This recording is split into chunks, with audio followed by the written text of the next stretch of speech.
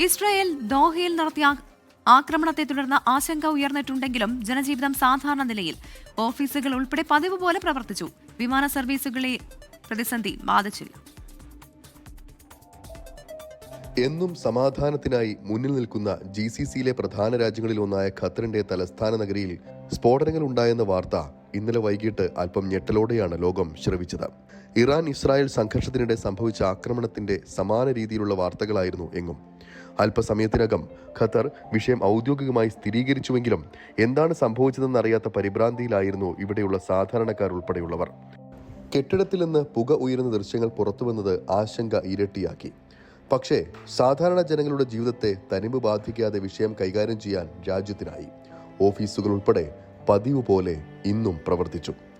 നമുക്ക് പ്രവാസി സമൂഹത്തെ സംബന്ധിച്ചിടത്തോളം ഒട്ടും ഭയാശങ്കകൾക്ക് അടിസ്ഥാനമില്ല. ആ രീതിയിലുള്ള ഒരു പ്രയാസവും ഇവിടെയില്ല. സാധാരണ ജനജീവിതം തന്നെയാണ് ഇവിടെ.